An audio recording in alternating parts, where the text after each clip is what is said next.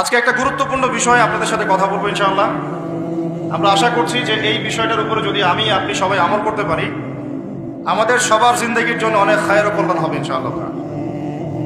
এগুলো আমি নিজেকেও নসিহত করছি এবং আপনাদের জন্য আমার এই নসিহতগুলো থাকবে। আল্লাহ পাক আমাদের সবাইকে আমল করার তৌফিক দান করেন। প্রথম কথা হচ্ছে, আমরা এখন শাবান মাসে আছি। কোন মাসে? নবী সাল্লাল্লাহু আলাইহি ওয়াসাল্লাম শাবান, রজব এগুলোর চাঁদ দেখলে একটা দোয়া পড়তেন। তিনি বলতেন, আল্লাহুম্মা বারিক লানা। আমার সাথে বলেন, আল্লাহুম্মা বারিক লানা ফি রজবিনা ওয়া ফি শাবানিনা ওয়া বাল্লিগনা রমাদানা।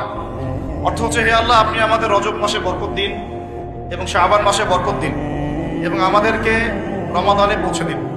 সুবহানাল্লাহ। মুমিনের জীবনে যতগুলো ইবাদতের মৌসুম আছে, তার মধ্যে সবচেয়ে শ্রেষ্ঠ মৌসুম হচ্ছে রমাদান। সবচেয়ে শ্রেষ্ঠ মৌসুম কি? এই কারণে সাহাবায়ে কেরাম রাদিয়াল্লাহু আনহুম আজমাইন শাবান মাস থেকেই, বরং তার চেয়ে আগ থেকেই, রজব থেকেই, শাবান থেকেই রমাদানের প্রস্তুতি গ্রহণ করতেন।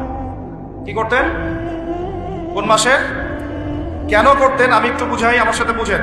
আমাদের এই উম্মতের গড় আয়ু বনু ইসরাইলের মতো না। আমরা কি 500, 600, 1000 বছর বাঁচবো? না, গড় আয়ু এই উম্মতের কম। এই কারণে আল্লাহ রাব্বুল আলামিন আমাদেরকে ইবাদত করার জন্য অল্প সময়ে অল্প ইবাদতে যেন আমরা বেশি বেশি নেকি পাই, ফজিলত অর্জন করতে পারি, এই কারণে আল্লাহ রাব্বুল আলামিন আমাদেরকে কিছু মৌসুম দিয়েছেন, ইবাদতের কি মৌসুম। আর আল্লাহ পাক আমাদেরকে পাঠিয়েছেনই পৃথিবীতে তার ইবাদত করার জন্য। যেমন আল্লাহ পাক কি বলেছেন সূরা যারিয়াতের 56 নম্বর আয়াতে আল্লাহ পাক বলেছেন যে, ওয়ামা খালাকতুল জিন্না ওয়াল ইনসা ইল্লা লিয়াবুদুন। আমি জিন জাতি আর মানব জাতিকে শুধুমাত্র আমার ইবাদত করার জন্যই সৃষ্টি করেছি। তাই না? আমাদের দুনিয়াতে আসার অন্য কোনো কারণ আছে? না। এখন আল্লাহ পাকের ইবাদত কি সবাই সমান করতে পারবে? উত্তর হচ্ছে না। আল্লাহ পাক বলেছেন সূরা মুলকের মধ্যে গিয়ে বলছেন 2 নম্বর আয়াতে, আল্লাযী খালাকাল মাউতা ওয়াল হায়াতা লিয়াবলুয়াকুম আইয়ুকুম আহসানু আমালা। আমরা সবাই এটা তো পড়ি। রাতের বেলা সূরা মুলক পড়েন, কে কে হাত তোলেন? মাশাআল্লাহ, হাত নামান। ফজিলত, রাতের বেলা সূরা মুলক পড়ে ঘুমালে ইনশাআল্লাহ এই চর্চা, এই অভ্যাস, এই সুন্নতের উপর আমল করতে থাকলে আল্লাহ চান তো এই আমলের ওসিলায় আল্লাহ পাক তাকে কবরের আযাব থেকে মুক্ত রাখবেন। সূরা মুলকের এই 2 নম্বর আয়াতে আল্লাহ পাক বলেছেন যে তিনি সেই আল্লাহ যিনি মৃত্যু সৃষ্টি করেছেন, জীবন সৃষ্টি করেছেন। কেন দুনিয়াতে পাঠিয়েছেন? কেন? লিয়াবলুয়াকুম আইয়ুকুম আহসানু আমালা। তিনি দেখতে চান তোমাদের মধ্যে আমলে শ্রেষ্ঠকে। কি দেখতে চান? আমলে, এমন না যে আমলে মধ্যমকে, আমলে গতানুগতিককে, এমনটা তিনি দেখতে চান না। ক্লাসে যে ফার্স্ট হয় তার পড়াশোনা, তার পরিশ্রম, আর যে লাস্ট হয় তার পরিশ্রম কি সেম? যে টেনে টেনে পাস করে তার পরিশ্রম কি সেম? তাহলে আমরা বুঝলাম, যদি আমাদেরকে ফার্স্ট হতে হয়, সেকেন্ড হতে হয়, থার্ড হতে হয়, টপ 10-এ থাকতে হয়, তাহলে আমাদের পরিশ্রমটাও কি করতে হবে? বেশি করতে হবে। সহজ জিনিস। আল্লাহ পাক এই জন্য আমাদেরকে পৃথিবীতে পাঠিয়েছেন। আল্লাহ পাক দেখতে চান না কে জুমার নামাজ পড়ে, কে শুধু ঈদের নামাজ পড়ে, কে শুধু নামাজও পড়ে আবার সুদও খায়, ঠিক আছে, কে আবার নামাজও পড়ে আবার মাদকও খায়, কে এদিকে ইসলামের জন্য মাহফিলের মধ্যে পরিশ্রম করতেছে আবার ওইদিকে মেয়ের সাথে জেনাও করে। আল্লাহ পাক এগুলো দেখতে চান না। আল্লাহ পাক দেখতে চান আমলের মধ্যে শ্রেষ্ঠকে, কে সবচেয়ে ভালো। তো সবচেয়ে ভালো হতে হলে কি ফর্মুলা? পরিশ্রম বেশি করতে হবে, তাই না? পরিশ্রম বেশি করতে হবে, অন্যদের চেয়ে বেশি অ্যাক্টিভ থাকতে হবে, বুঝতে হবে বেশি, কাজ করতে হবে বেশি, ত্যাগ করতে হবে বেশি, সবর করতে হবে বেশি, তাই না? একই বিষয় জীবনে সফল হওয়ার জন্য, একই বিষয়ে দুনিয়ায় সফল হওয়ার জন্য, একই ফিলোসফি পরকালে সফল হওয়ার জন্য। কথা ঠিক আছে? এখন আমাদের জীবনে একটা গন্তব্য আছে। গন্তব্যটা কি? আমার সাথে বলি, জান্নাত। গন্তব্য কি? জান্নাতে যে ব্যক্তি যেতে পারবে তার দুনিয়া সফল, আখিরাত সফল। যে ব্যক্তি যেতে পারবে না তার দুনিয়াও বরবাদ, আখিরাতও বরবাদ। দুনিয়াতে নাম, যশ, খ্যাতি, টাকা, সম্পদ, পদ, রাষ্ট্রীয় ক্ষমতা ইত্যাদি থাকতে পারে, যদি সে ব্যক্তি পরকালে পুলসিরাত পার হতে না পারে সে সফল নয়, সে সফল নয়। কথা ঠিক আছে? এখন মনে করেন পৃথিবীর সবচেয়ে প্রতাপশালী একজন মানুষ ছিল ফেরাউন। কি নাম ছিল? সে কি পরকালে সফল? ফেরাউনের একার যে পরিমাণ পলিটিক্যাল পাওয়ার ছিল, এখন এই জাতিসংঘেরও সেই পলিটিক্যাল পাওয়ার নাই। বুঝতে পারেন কথা কি? এখন কি সে সফল? কেন সফল না? কারণ দুনিয়ার জীবনে সে আল্লাহর হুকুম মানে নাই, এই পরীক্ষায় সে ফেল করছে। একই বিষয়, এখানে অনেকের অনেক বড় বড় সম্পত্তি থাকতে পারে, ক্ষমতা থাকতে পারে, ঈমান আমল এবং ইসলাম ঠিক না থাকে সে দুনিয়াতেও সফল না, পরকালেও সফল। ফালা ইয়াগুররান্নাকা তাকাল্লুবুল লাযিনা কাফারু ফিল বিলাদ, আল্লাহ পাক বলেছেন কাফেরদের এই দৌরত্ব আধিপত্য তোমাদেরকে যেন প্রতারিত না করে। নবী সাল্লাল্লাহু আলাইহি ওয়াসাল্লাম। এখন কারুনের কথা আপনারা জানেন, কারুনের সম্পদ বেশি না আমাদের সম্পদ বেশি? বলেন। কারুনের সম্পদ বহন করার জন্য একটা দল, মানে একটা গ্রুপ, এই ধরেন ভলেন্টিয়ারদের একটা গ্রুপ আছে, এখানে 100 জন ধরেন, একটা গ্রুপ অফ পিপল কারুনের সম্পদ রাখার চাবিগুলো পিঠের মধ্যে করে নিয়ে ঘুরে বেড়াইত। তার সিন্ধুকের তালা, সিন্ধুকের যে তালা ওটা চাবি, এই চাবিটা নিয়ে, এই চাবিগুলো নিয়ে ঘুরে বেড়াইতো একটা দল মানুষ, একদল মানুষ। তাহলে সম্পদ বুঝতে পারেন কত বেশি? ওর বেশি সম্পদ না আমাদের বেশি সম্পদ? কার বেশি সম্পদ? তাহলে এখন কারণ কি পরকালে সফল? তাহলে আলটিমেটলি কি সে সফল হতে পারলো? বুঝতে পারছেন কথা? তাহলে সফলতার সংজ্ঞা কি? সাফল্যের সংজ্ঞা কি? What is the definition of success? সাকসেসের সংজ্ঞা কি? ডেফিনেশন কি? যে ব্যক্তি পরকালে সফল হবে, জান্নাতে যেতে পারবে, নবীর সুপারিশ পাবে, হাউজে কাউসারের পানি পাবে, আল্লাহ পাক যাকে মাফ করে দিবেন, জান্নাতে ঢুকবে, জাহান্নাম থেকে বাঁচবে, একমাত্র সে সফল, আর কেউ সফল। এই জন্য আল্লাহ রাব্বুল আলামিন আমাদেরকে দুনিয়া পাঠিয়েছেন। আমাদের যেহেতু বনু ইসরাইলের মধ্যে এত লম্বা হায়াত নাই, এই কারণে আল্লাহ রাব্বুল আলামিন আমাদেরকে আমলের, ইবাদতের কিছু মৌসুম দিয়েছেন। কি দিয়েছেন? মৌসুম। যেমন লাইলাতুল কদর, এক রাতের ইবাদত আপনার 1000 মাসের চেয়ে উত্তম। আপনারা তো সূরাটা জানেন, ইন্না আনজালনাহু ফি লাইলাতুল কদর ওয়া মা আদরাকা মা লাইলাতুল কদর, লাইলাতুল কদরি খায়রুম মিন আলফি শাহর, লাইলাতুল কদর খায়রুম উত্তম মিন আলফি শাহর, 1000 মাসের চেয়ে। এটা ক্যালকুলেটর দিয়ে 12 দিয়ে ভাগ করার দরকার নাই। আল্লাহ পাকের, আল্লাহ রাব্বুল আলামিন যখন এই ধরনের কোনো শব্দ বলেন, এর মানে হচ্ছে অফুরন্ত নেকি দেওয়া। অফুরন্ত মানে এমন না যে 83 বছর এত মাস, এই ক্যালকুলেট করার দরকার নাই, এটা অনেকে করেন। যেমন একটা হাদিসে আসছে, নবী সাল্লাল্লাহু আলাইহি ওয়াসাল্লাম বলেছেন এই উম্মত ভাগ হবে 73 দলে, বনু ইসরাইল ভাগ হয়েছিল 72 দলে। হাদিস জানেন না? কুল্লুহুম ফিন্নার, সবগুলো জাহান্নামে যাবে ইল্লা মিল্লাতান ওয়াহিদা, একটা মিল্লাত বাদ দিয়ে। তিলা বলা হচ্ছে মান হিয়া ইয়া রাসূলুল্লাহ, ইয়া আল্লাহর রাসূল বলেন সাল্লাল্লাহু আলাইহি ওয়াসাল্লাম তারা কারা? নবীজি বলছেন সাল্লাল্লাহু আলাইহি ওয়াসাল্লাম মা আনা আলাইহি ওয়া আসহাবি আল ইয়াউমা, আজকের দিনে আমি আর আমার সাহাবীরা যার উপরে আছি। ওই 1400 বছর আগে আমি আর আমার সাহাবীরা যার উপরে আছি, আমি আর আমার সাহাবীরা যার উপরে আছি, মানে সাহাবীরা হচ্ছে মানদণ্ড।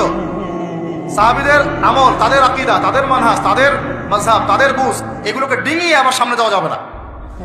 বুঝতে পারতেছি কিনা? মূল টপিকটা কি বললাম ভাই? আল্লাহ পাক আমাদেরকে এই দুনিয়াতে পাঠিয়েছেন তার ইবাদত করার জন্য, ইবাদতের জন্য কিছু মৌসুম দিয়েছেন। তার মধ্যে অন্যতম একটা হচ্ছে রমাদান মাস।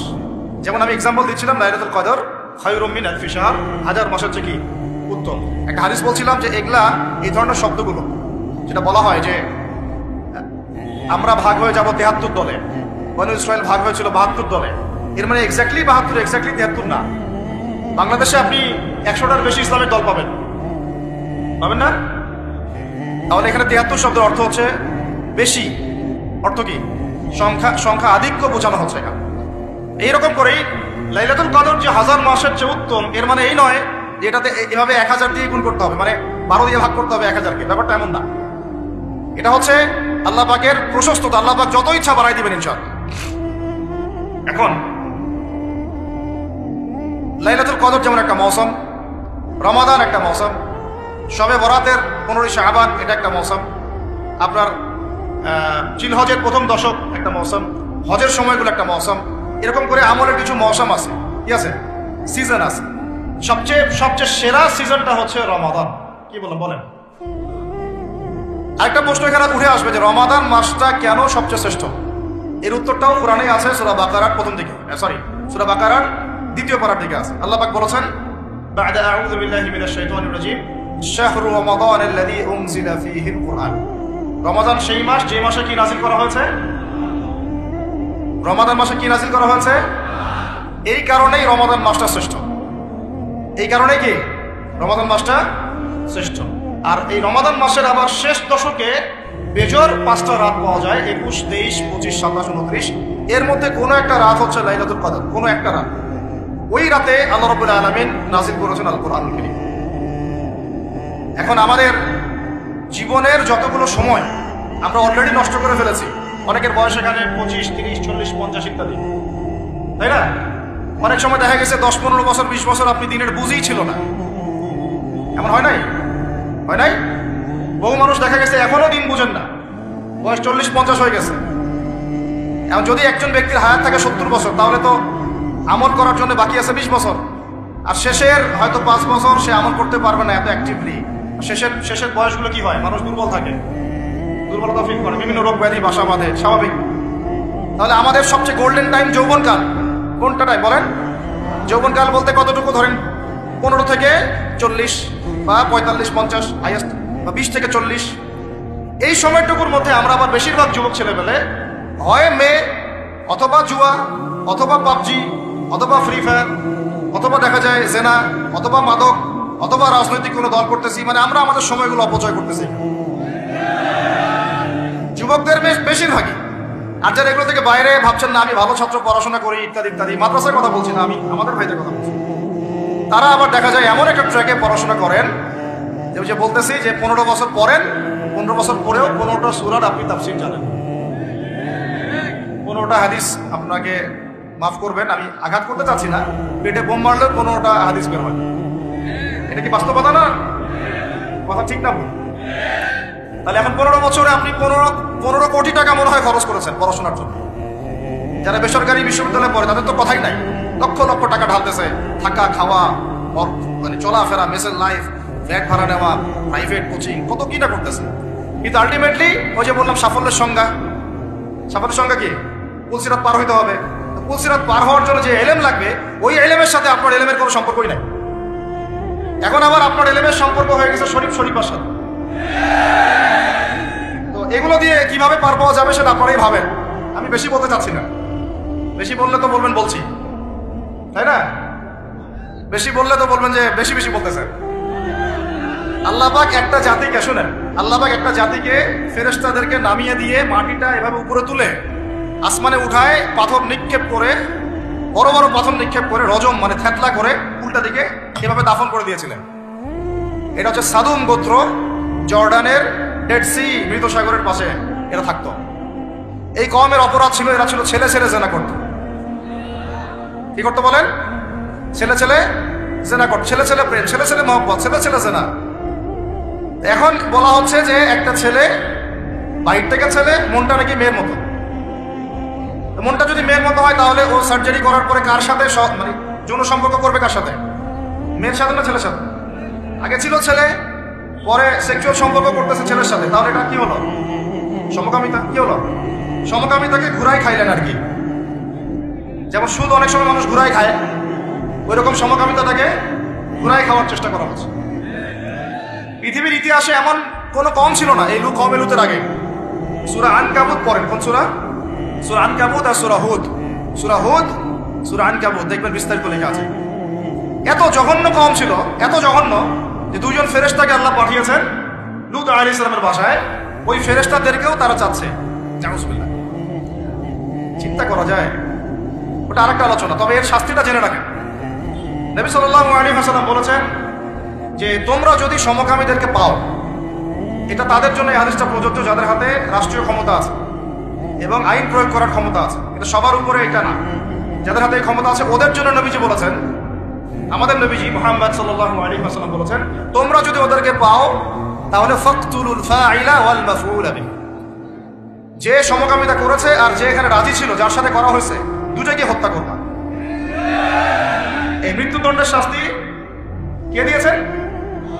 আল্লাহ এবং তার রাসূল। আপনারা চাইলে মানেন, না হলে মানেন না, কিন্তু কালকে আমাদের মাঠে আপনাকে একদম কলার ধরে জিজ্ঞাসা করা হবে যে কেন তোমার খেলাফতে, মানে তোমার দায়িত্বে, খেলাফত মানে কি? দায়িত্ব। আমরা সবাই আল্লাহর খলিফা, আমরা কি সবাই আল্লাহর, মানে আল্লাহ পাকের প্রতিনিধি। তোমার খেলাফতে, তোমার রাজত্বে, তোমার মানে শাসন ব্যবস্থার মধ্যে এরকম হলো কিভাবে? তুমি আজকে উত্তর দাও সবার সামনে। মনে করেন না যে আল্লাহ পাক ধরবেন না, বেশি না, অপেক্ষা করতে থাকেন। কতদিন বাঁচবেন? 100 বছর? 100 বেশি তো আর কেউ বাঁচবে বলে মনে হয় না। আল্লাহ পাক এটা ধরার জন্য অপেক্ষা করছেন, যদি না আমরা ফিরে আসি, ফিরে এসে তওবা করলে আল্লাহ মাফ করে দিবেন ইনশাআল্লাহ। এরকম অনেক কথা আল্লাহ কোরআনে বলেছেন। সত্যি কথা বলতে আমরা এই কোরআনের প্রতি সত্যিকার অর্থে শ্রদ্ধাশীল না। মুখে মুখে বলি আমরা কোরআন ফলো করি, কোরআন ভালোবাসি, কোরআনের জন্য জান দিব ইত্যাদি ইত্যাদি। অনেক সময় দেখা যায় কোরআন আমরা তেলাওয়াতও করতে পারি না। কিতাব তেলাওয়াতি করা শিখলাম না, তার জন্য আপনি জীবন দিবেন? যে কিতাবের তেলাওয়াতি আপনি শিখতে পারলেন না এখনো, এখন সেই কিতাবের হুকুম বাস্তবায়ন করবেন, এই পর্যন্ত ঈমান তো যাওয়া অনেক দূরের কথা, তাই না বিষয়টা? এর প্রতি ভক্তি শ্রদ্ধা তো আসবে না, কারণ তিলাওয়াতি তো এখন শিখছেন না, অনুবাদ করছেন না, আয়াতের অর্থগুলো জানছেন না। এটা আল্লাহ পাক এই মানব জাতির জন্য পাঠিয়েছেন, পুরো মানব জাতির জন্য, শুধু মুসলিমদের জন্য না। এখানে আল্লাহ বলেছেন চুরি করলে চোরের হাত কেটে দাও। কি করো? কে শুনবে এই কথা? এখন কে মানবে এই কথা? আল্লাহ পাক বলেছেন যদি জেনা করে, সমকামিতা তো বহু দূরের কথা, এমনি জেনা করলে জনসমক্ষে 100 বেত্রাঘাত করবা। সূরা নূর, কোন সূরা? সূরা নূর আয়াত নাম্বার 2-3, বাসায় গিয়ে চেক করে দেখেন। আর চোরের হাত কাটা সূরা মাইদা, কোন সূরা? সূরা মাইদা। আমি নিজে নিজে করে কথা বলতেছি, এই কিতাবেই আছে। আল্লাহ পাক বলেছেন যদি ডাকাতি করে, ডাকাতি, ডান দিকের হাত বাম দিকের পা কেটে ফেলবা।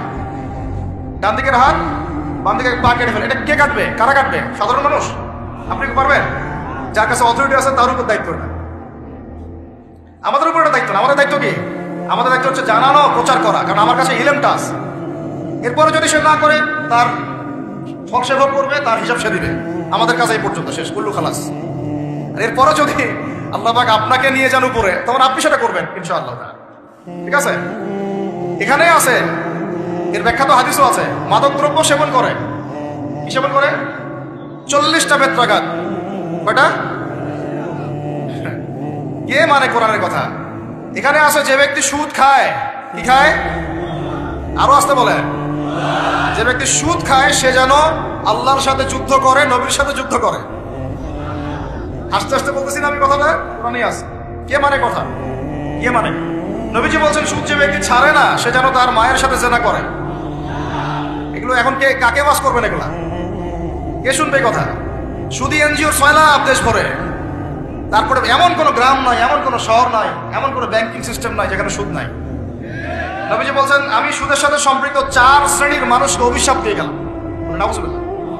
আমাকে বুঝান তো, নবীর অভিশাপ নিয়ে কেউ জান্নাতে যাবে? হ্যাঁ? নবী কাউকে সাল্লাল্লাহু আলাইহি ওয়াসাল্লাম যদি কাউকে অভিশাপ দেন, ও জান্নাতে যেতে পারবে? এত সহজ? নবীজি বলছেন যে সুদ খায় আমি তাকে অভিশাপ দিলাম, যে সুদ দেয় আমি তাকে অভিশাপ দিচ্ছি। যে সুদ খায়ও না, দেয়ও না, কিন্তু সাক্ষী থাকে, কি থাকে? আমি তাকে অভিশাপ দিচ্ছি। আর যে ব্যক্তি সাক্ষীও থাকে না কিন্তু লিখে রাখে, আমি তাকেও। বলেন তো এর মধ্যে পড়লো কিনা? পুরো সিস্টেমটা পড়ে নাই? আরো আছে যে মেয়েরা কি শুনতে পারতেছে? যেসব মেয়েরা পুরুষের পোশাক পরে, যেসব মেয়েরা পুরুষের পোশাক পরে, ট্রান্সজেন্ডার তো বহু দূরের কথা। ট্রান্সজেন্ডার মানে তো লিঙ্গ পরিবর্তন করতেছে, তাই না? ওর মনটা নাকি মেয়ে মেয়ে করে, মনটা নাকি ছেলে ছেলে করে। যাদের মনটা মেয়ে মেয়ে করে ওরা না হয় পুরুষাঙ্গ কাটে ফেলাই দিল, আর যাদের মনটা ছেলে ছেলে করে ওরা কি করবে? চিন্তা করেন, চিন্তা করেন জাহেলিয়াতের কোন জায়গাটাতে আসছে, চিন্তা করছেন? আমি এমনি এমনি বলি না, এটা আবু জাহেলের যুগ। কার যুগ? শোনেন, আবু জাহেলের যুগে এরকম জেনা বেশি ছিল, পর্নোগ্রাফি তখন ছিল না, ব্যভিচার বেশি ছিল, জুয়া বেশি ছিল, মাদক বেশি ছিল, গোত্রীয় হানাহানি মারামারি ছিল, শিরক ছিল, সুদ ছিল। এই যুগের নাম হলো আইয়ামে জাহেলিয়া। ওই যুগটা হচ্ছে আবু জাহেলের যুগ। এখন এগুলোর কোনটা নাই? এখন আমাদের সমাজের কথা বাদ দেন, পুরো বিশ্বের দিকে তাকান, পুরো বিশ্বের দিক বড় করে চিন্তা করেন। বিশ্বের মধ্যে এগুলোতে ভর্তি না এখন? এটা হচ্ছে এগিয়ে যাওয়ার বিশ্ব বলে। আগাচ্ছে এরা কিয়ামতের দিকে। কোন দিকে? ধ্বংসের দিকে, কিয়ামতের দিকে। যদি না ফিরে আসে, যদি না ফিরে আসে। আল্লাহ পাক বলেছেন ফাযাক্কির, তুমি উপদেশ দাও, ইন নাফআতিদ যিকর, যদি উপদেশ কাজে আসে, সায়াযাক্কারু মান ইয়াখশা, যে আল্লাহকে ভয় করে দ্রুত ফিরে আসবে ইনশাআল্লাহ। আল্লাহকে যারা ভয় করি আমরা ফিরে আসবো না ইনশাআল্লাহ। লাস্তা আলাইহিম বিমুসাইতির, তুমি কারো প্রতি দারোগা নও। আমরা কারো প্রতি কি নই? দারোগা নই। আমাদের কাজ কি? বাল্লিগু আন্নী ওয়ালাউ, প্রচার করো, একটা আয়াত জুড়ে যাও, ব্যাস। এরপর যদি না মানেন আপনার প্রস্তুতি আপনি গ্রহণ করেন। এখন বলতে চাচ্ছিলাম, দেখেন ট্রান্সজেন্ডার বহু দূরের কথা, নবীজি বলেছেন সাল্লাল্লাহু আলাইহি ওয়াসাল্লাম কোন মেয়ে যদি ছেলের পোশাকও পরে, মানে ছেলের মতো শার্ট, ছেলের মতো প্যান্ট, জিন্স, গেঞ্জি, টি শার্ট, নাউজুবিল্লাহ, তাহলে নবীজি বলছেন ওই মেয়ের উপরে আমার অভিশাপ। এগুলো নিয়ে বললে তো অনেক কথা। মাদকদ্রব্য প্রস্তুতকারী বা মাদকদ্রব্যের সাথে সংশ্লিষ্ট 10 শ্রেণীর মানুষকে একই পাপে কাতারভুক্ত করা হয়েছে। যে খায়, যে খাওয়ায়, যে পরিবেশন করে, যে বানায়, এভাবে একটা তালিকা আছে। কে বুঝাবে? এখনকার আমাদের সমাজে এগুলো মূল সমস্যা না? এই সমস্যাগুলো হতে পারে, কারণ আমরা মানুষ, কবিরা গুনাহ হতে পারে। এর উপর অটল থাকলে পরে আল্লাহর গজব নেমে আসবে। কি নেমে আসবে? গজব নেমে আসবে। আল্লাহ পাকের গজব যে কয়েকটা বড় বড় পাপের কারণে আসে সেগুলো হচ্ছে, আমার সাথে বলেন, শিরক। 2 নম্বর হচ্ছে অহংকার। 3 নম্বর হচ্ছে কুফরি। 4 নম্বর জিনা।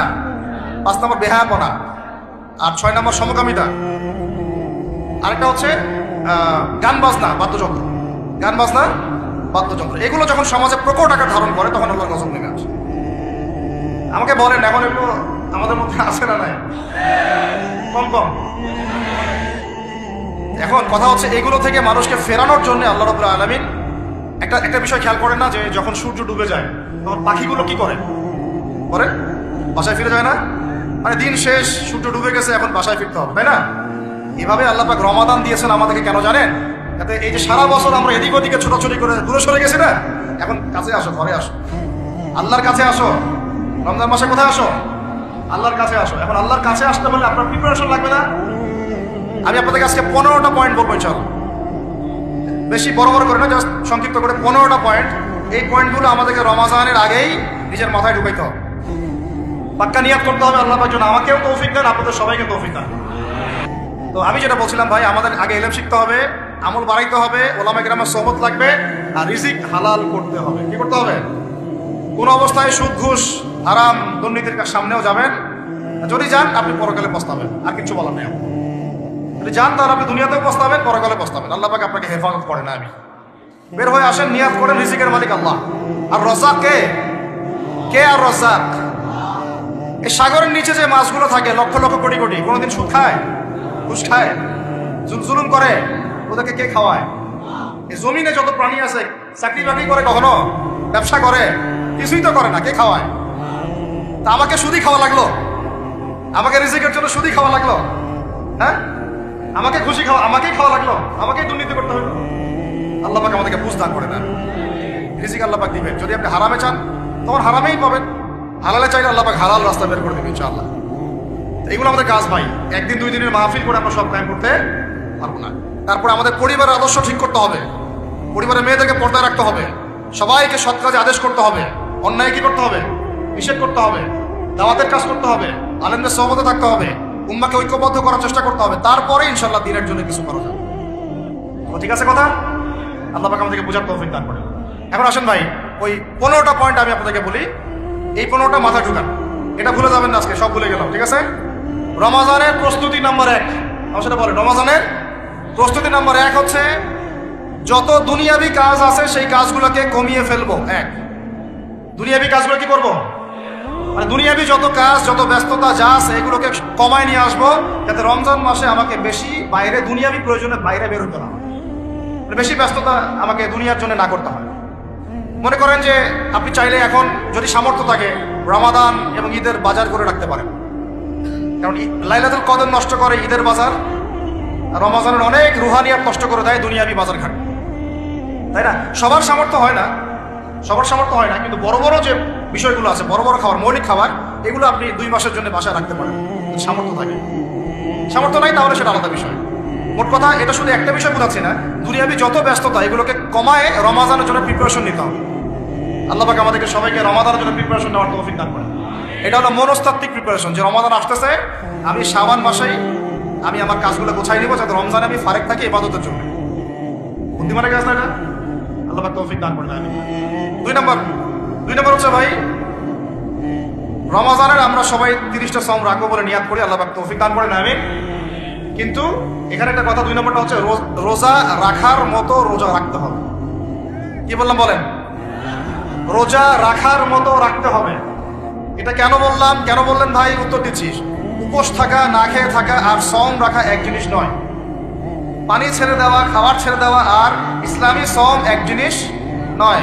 অনেক ধর্মের মানুষ খাবার পানি ছেড়ে দিয়ে থাকে, উপোস থাকে, থাকে না? হাদিসের মধ্যে নবীজি বলেছেন যে ব্যক্তি রোজা রেখে অন্যায় কাজ ছাড়তে পারলো না, মানে আল্লাহর মাসিয়াত ছাড়তে পারলো না, এই যে কাবায়ের ফাওয়াহিশ এগুলো ছাড়তে পারলো না, অশ্লীলতা ছাড়তে পারলো না, মিথ্যা ছাড়তে পারলো না, বেহায়াপনা ছাড়তে পারলো না, তার না খেয়ে থাকায়, পানি না পান করায় আল্লাহর কিচ্ছু যায় আসে না। আর রোজার বিষয় বুঝলাম। রোজা কাকে বলে ভাই? মানে রোজা মানে হচ্ছে আমি আল্লাহ পাকের সমস্ত নিষেধ ছেড়ে দিব। কি করব? আল্লাহর সমস্ত নিষেধ। রোজা থেকেছি, পানি খাচ্ছি না, খাবার খাচ্ছি না, কার ভয়ে? গোসল করার সময় এক ঢোক পানি খেলে কে দেখবে? এই চেতনা তখন কাজ করে, তখন কাজ করে না? চুপ করে এক লোকমা ভাত খেলে কে দেখবে? কেউ দেখবে? আল্লাহ ছাড়া কেউ দেখবে? কেউ দেখবে না। তারপর আপনি খান না কেন? আপনি খান না কেন? কারণ আপনি অনুভব করেন যে আল্লাহ পাক আমাকে দেখছেন। এটাই হলো ইহসান। এটার নাম কি? ইহসান। এটাই বলা হচ্ছে হাদিসে জিবরিলের মধ্যে, আনতা আবুদুল্লাহ কাআন্নাকা তারাহ, তুমি এমন ভাবে আল্লাহর ইবাদত করো যেন তুমি আল্লাহকে দেখতে পাচ্ছো। ওয়া ইল্লাম তাকুন তারাহু, তুমি যদি আল্লাহকে দেখতে না পারো জেনে রাখো ফাইন্নাহু ইয়ারাক, আল্লাহ পাক তোমাকে দেখছেন। এটাকে বলে আল্লাহ কনসিয়াসনেস বা ইহসান বা তাকওয়া। আর তাকওয়া হাহুনা, তাকওয়া কোথায়? এখানে। আপনি সওমের আয়াতটা পড়েন, কুতিবা আলাইকুমুস সিয়াম কামা কুতিবা আলাল লাযিনা মিন ক্বাবলিকুম লাআল্লাকুম কি তাত্তাকুন, তোমাদের উপর সওমকে ফরজ করা হয়েছে ঠিক যেমন করে আগের উম্মতদের উপরেও করা হয়েছিল। উদ্দেশ্য হচ্ছে লাআল্লাকুম তাত্তাকুন, যাতে করে তোমরা তাকওয়া অবলম্বন করতে পারো। তাকওয়া মানে আল্লাহ কনসিয়াসনেস, এই যে আমি খাচ্ছি না, পান করতেছি না, আমি বিশ্বাস করি আল্লাহ আমাকে দেখতেছেন, এই তো। সেই বান্দা কেমন করে রমজান চলে গেলে বেনামাজি থাকতে পারে? রমজান চলে গেলে কি আল্লাহ তাকে আর দেখে না? সেই বান্দা কিভাবে সুদ খায়, তখন কি আল্লাহ তাকে দেখে না? সেই বান্দা, একই বান্দা কিভাবে জেনা করতে পারে? মেয়েকে নিয়ে কেমন করে বাইকে ঘুরতে পারে? কেমন করে গায়রা মাহরামের সাথে আমরা ইয়ে করতে পারি, ফ্রি মিক্সিং করতে পারি? কেমন করে সে সমকামিতার দিকে ধাবিত হতে পারে? কেমন করে সে জুয়া খেলতে পারে? কেমন করে সে মাদক খাইতে পারে? কেমন করে সে আল্লাহ ওহী আইন বাস্তবায়ন করতে পারে? যদি সে এটা চেতনা, এই চেতনা থাকে যে আল্লাহ আমাকে দেখছেন, এই চেতনাটাকে বদ্ধমূল করার জন্যই রমাজান আসে। বলেন সুবহানাল্লাহ। আমি বুঝাতে পারলাম রোজা রাখার উদ্দেশ্যটা কি? ওই জিনিসটাকেই আমাদের ভিতরে ইনস্টল করাই হলো উদ্দেশ্য। লাআল্লাকুম, অবসর বলেন লাআল্লাকুম তাত্তাকুন। তাকওয়া কি কিনতে পাওয়া যায় বাজারে? এই যে আল্লাহ পাক আমাকে দেখছেন, আমি খাবো না, আল্লাহ আমাকে দেখছেন, আমি পান করতে পারবো না, আমার রেস্ট্রিকশন আছে, পিপাসায় গলা ফেটে যাচ্ছে একেবারে রোদের মধ্যে, তাও খাচ্ছি না কেন? কার ভয়ে? ওইটাই জীবনের সব ক্ষেত্রে বাস্তবায়ন করার জন্যই রমজান আসে। বুঝতে পারি না? ওই চেতনাটাই, একই চেতনাটাই জীবনের সবগুলো কাজে বাস্তবায়ন করার জন্য কি আসে? রমাদানের সওম আসে। আমরা শুধু রোজার ফজিলত নিয়ে বয়ান করি, রোজা রাখলে 70 গুণ নাকি হবে না, 70 গুণ হবে, 700 গুণ বাড়াই দিবে। মূল কথা ফজিলত তো ফজিলত পাবোই, মূল কথা এইটা, তাকেও অবলম্বন করতে হবে। আল্লাহ পাক আমাদেরকে তৌফিক দান করেন। কয়টা বলছি বলেন ভাই? 2টা মনে থাকবে। 1, দুনিয়াবি কাজ কমায় ফেলা। 2, কি রোজা রাখার মতো রাখা। 3 নাম্বার হচ্ছে, এটা আমার নিজস্ব একটা পরামর্শ আর কি। 3 নাম্বার হচ্ছে রোজা রাখার জন্য আমাদের সাহারি করতে হয়, ইফতার করতে হয়, এই তো। আল্লাহর ওয়াস্তে সাহারি এবং ইফতারে মুসলমানের মতো খাবার খাবেন, জানোয়ারের মতো খাবার খাবেন না। সাহারি এবং ইফতার এই দুটোতে কি খাবেন? মুসলমানের, মুমিনের মতো খাবার খাবেন, জানোয়ারের মতো খাবার খাবেন। আল্লাহ পাক বোঝার তৌফিক দান করেন। মানে আমরা কিন্তু সাহারিতে কি করি জানেন? 7 পেট খাই। কয় পেট? নবীজি বলেছেন খাবে পেটের 1 ভাগ খাবার, 1 ভাগ পানি, 1 ভাগ, আবার বলি 1 ভাগ খাবার, 1 ভাগ পানি, 1 ভাগ। কার পেট খালি আছে এখন খাওয়ার সময় খাওয়ার টেবিলে? আমাদের ওস্তাদরা বলেন যে মুসলিম উম্মাহ, আমাদের ওস্তাদরা বলেন যে মুসলিম উম্মাহ খাবার টেবিলে হেরে গেছে সে কখনো জিহাদের মাঠে জিততে পারবে না। বুঝতে পারেন নাই? বুঝতে পারলাম না? যারা খাবারের টেবিলেই হেরে গেছে, এখানেই তো আপনি সুন্নাহভাবে খাইতে পারতেছেন না, প্রবৃত্তির কাছে হেরে গেলেন, গপ গপ গপ গপ করে খাচ্ছি 7 পেট ভর্তি করে। এখানে তো খাবারের সামনে হেরে গেলাম, প্রবৃত্তির সামনে। সে আবার কাফেরদের সাথে জিতবে কেমনে?